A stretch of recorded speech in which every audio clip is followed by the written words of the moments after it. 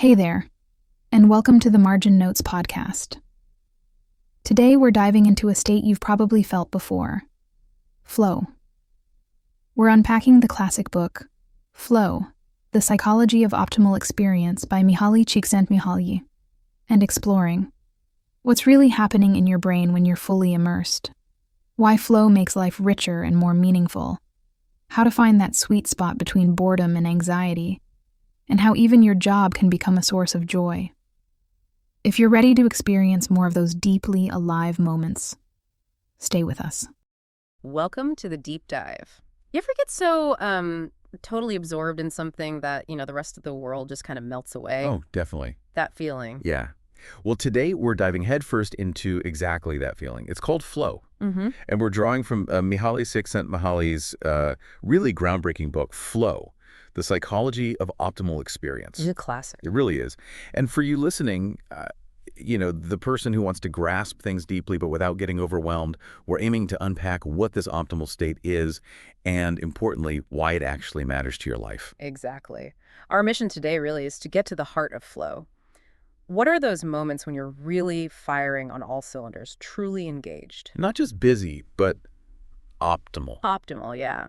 We want to explore what makes these experiences tick and how understanding them can genuinely make life, better. Okay, so let's start right there.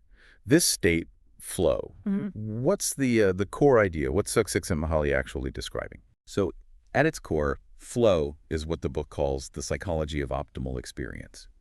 It's basically when you feel and perform at your absolute best. Okay. Think of it as like a profound sense of order inside your head, in your consciousness. Your attention is just completely invested in goals that feel achievable. So it's not just about being occupied, it's about being, productively absorbed. Precisely. Yeah. And a key thing is when you're in flow, all those background worries, the frustrations that usually buzz around in our minds, they tend to just suspend temporarily. Anyway, Okay. the book draws a really sharp contrast between that and our normal state of mind, which, let's face it, can often be pretty chaotic, right? Full of distractions. He actually has a great term for it. Psychic entropy. Psychic entropy, I like that. It sounds kind of messy. It is messy. It's like mental disorder. Think of having, 50 browser tabs open in your brain all at once. That's psychic entropy. Yeah, I know that feeling. Can you give us an example, maybe, from the book, perhaps? Yeah. Something that shows that contrast? Sure. The book mentions a guy named Julio working on an assembly line. He just felt totally unfulfilled, restless. His mind was probably just a jumble of boredom, money worries, maybe even feeling resentful. Right. That's the entropy. That's the entropy. His mental energy is all over the place, not really doing anything useful. Now, contrast that with someone deep in flow, maybe tackling a complex puzzle or lost in a work project they enjoy. Okay. There's another example, Jim Harris. He's getting ready for a date, just a normal evening. But his thoughts are jumping around, worrying about how he looks, how the date will go, just this general unease. Yeah. Fragmented energy. Yeah. Flow is the opposite. It's like channeling all that mental energy into one powerful, focused stream. Okay, that makes sense. Flow is ordered, focused, almost to melody, even if the activity is intense. Now, you also mentioned something called the autotelic experience. What's that about? Ah, yes, autotelic. This is really crucial to understanding flow. It basically means the activity is its own reward. Its own reward. Yeah, the word comes from Greek. Auto means self, and telos means goal. So literally, the goal is the activity itself. Okay. And flow experiences are very often autotelic. You do them just because you inherently enjoy the doing of it, not for some external prize like money or praise or winning. So it's about the journey, not just the destination. The process itself feels good. Exactly. The book gives some great examples. Think of, surgeons who describe genuinely enjoying the complexity of an operation. Yeah. The skill involved, even though it's incredibly high pressure. Yeah. Or sailors finding this deep satisfaction in just handling the boat and the wind, the challenges of the sea itself. Things like rock climbing or playing music or even really absorbing game of chess. They can be intensely autotelic. The engagement, the immersion, that's the payoff. Even if there are risks or no obvious external benefit. It's that feeling of being completely lost in it. Yeah, like getting so into the music you kind of forget you're even the one dancing. That's the autotelic quality. Okay, this is getting really practical now, especially for our listener who wants actionable insights. What conditions actually make flow more likely? Is there a sort of recipe for getting in the zone? Yeah, the book digs into this. There are definitely common elements in these optimal experiences. Uh, Probably the most cited one is the balance between the challenge of what you're doing and your own level of skill. The challenge skill balance. Right. If something is way too hard, way beyond your current abilities, you're just going to feel anxious, probably frustrated. Definitely been there. And if it's too easy, you're bored, Oh, right? Your mind wanders. Also been there. So flow tends to happen in that sweet spot where the challenge is high enough to really stretch you, to demand your full attention and skill, but it still feels doable, within reach. Like the Goldilocks zone, not too hard, not too easy. Exactly. It's a perfect way to put it. The Goldilocks zone for engagement. That makes a lot of sense. I can think of times feeling overwhelmed or just, bored. What else is needed for flow? Clear goals and immediate feedback are also really, really important. Okay, why is that? Well, think about games or sports. You usually know exactly what you're trying to do, right? Score a point, reach the finish line, solve the puzzle. And you get constant feedback. Did the ball go in? Did you make the right move? Did that line of code work? This clarity about the goal and the instant feedback on your progress, it keeps you locked in. It lets you adjust what you're doing on the fly. Right, so there's no ambiguity. You know where you stand. Exactly. Even in things like, say, painting, you see the effect of every brushstroke immediately. That feedback loop is vital. So no vague objectives or waiting ages to see if you did okay. What about concentration? That seems obviously huge for this. No, absolutely central. Intense concentration on the task at hand is a hallmark. When you're really in flow, your focus is just total. And this leads to something really interesting.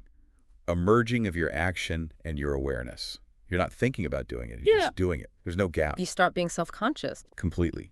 You're not worrying about other stuff. You're simply present, absorbed in the activity itself.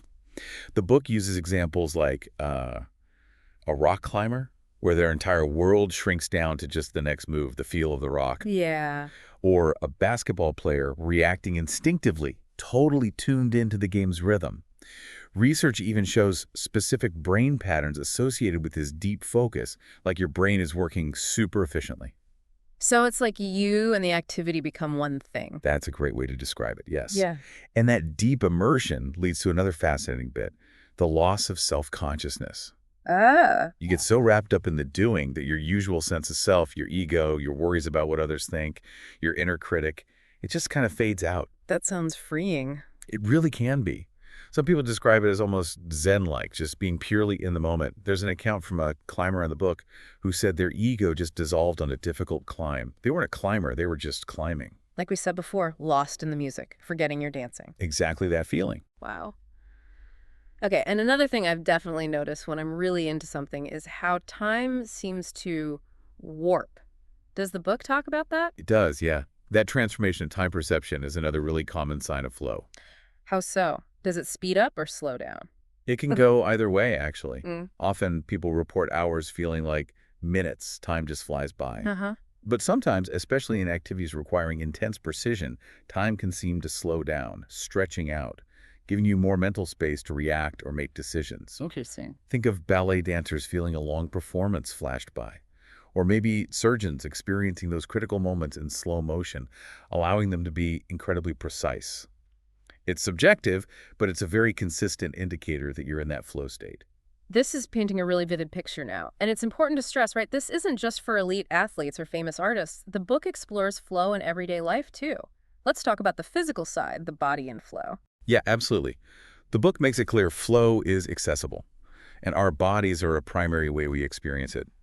Think about sports, obviously that pursuit of higher, faster, stronger, but also just the pure joy of movement itself. Like dancing. Dancing, definitely. Or the focused discipline of something like yoga or martial arts. Yeah. Even just a really good brisk walk where you're fully present to your surroundings. Okay. And it's not just about action, but sensation too.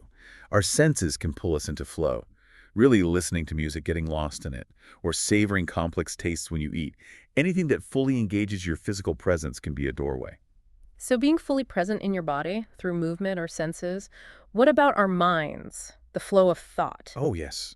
Intellectual activities are a huge source of flow for many people. That feeling of deep satisfaction when you learn something new, when it clicks, Yeah. or the aha moment when you crack a tough problem, maybe in science or math. Even playing with language writing, telling stories, solving riddles that can be incredibly absorbing. Very autotelic. So it's about mental challenge and discovery. Exactly.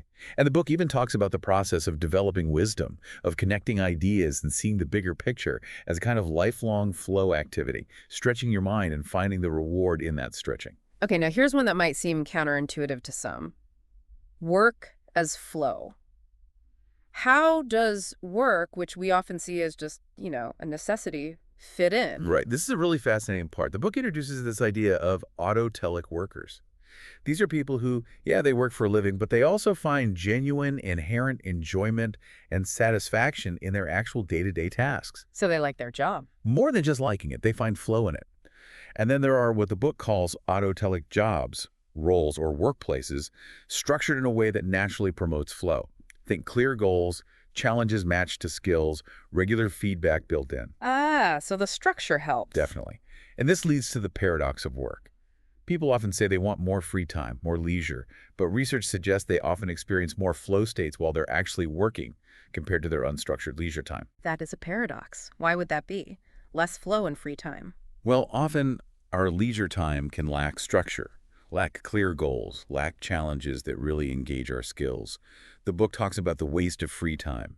If downtime isn't actively used for engaging activities, it can lead to boredom, restlessness, psychic entropy again, the opposite of flow. So, for a listener maybe feeling adrift in their evenings or weekends, the takeaway is Find hobbies or activities that require some focus, some skill, some structure. It doesn't have to be complicated, but something engaging. That's often a better path to feeling good than just passive consumption. makes sense. So flow can happen at work, in hobbies.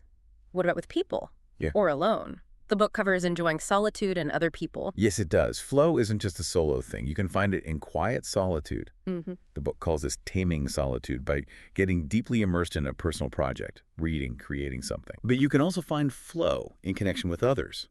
Think about being part of a great team conversation or playing music together, or even just the easy back and forth with close friends or family where you feel really connected and engaged. Just social flow. Social flow, exactly. Feeling part of a group effort, working toward a shared goal within a community.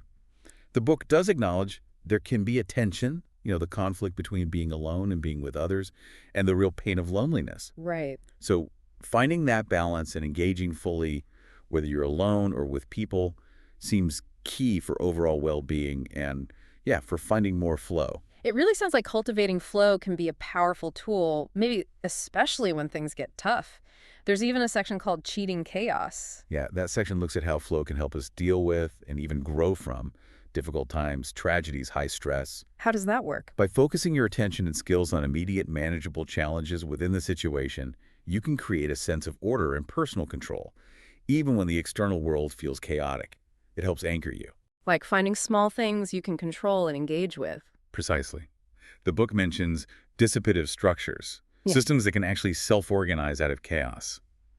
And it suggests the autotelic self, someone practiced at finding flow is like one of those systems, better able to maintain internal balance when faced with disruption. So for someone facing challenges, cultivating flow could be a coping strategy. A very powerful one, yes. It builds resilience. And this seems to lead into the final big theme, the making of meaning. How does flow connect to finding purpose in life? Well, the argument is that consistently engaging in flow activities helps build that sense of meaning. By consciously cultivating purpose, setting goals, and sticking to them, forging resolve, as the book puts it, by learning to recover harmony after setbacks, and by weaving all these experiences into coherent life themes, you essentially create the conditions for more frequent flow. And that, in turn, contributes to a feeling that your life is meaningful and worthwhile. It's a positive feedback loop. Flow leads to meaning, and meaning makes it easier to find flow. Something like that, yes. It's about actively shaping your experience. This has been incredibly thorough. Now, just before we wrap up, the book does mention culture and society playing a role, doesn't it? It's not all internal. That's right. It's an important nuance. The environment matters. Different cultures, with their specific values and structures, can make flow easier or harder to achieve. How so? Well, cultures that maybe emphasize clear goals, value skill development, support intrinsic motivation, they might naturally offer more opportunities for flow. Think of societies with strong craft traditions, for example. Okay. Conversely, Environments that are maybe too chaotic or too rigid, or that overwhelmingly focus on external rewards over intrinsic enjoyment, might create more barriers. The book also notes specific impediments to flow, like attentional issues or societal problems like oppression that limit people's ability to choose engaging activities freely. So our surroundings definitely influence our chances of finding flow. They play a part, for sure. Okay, let's try and boil this down.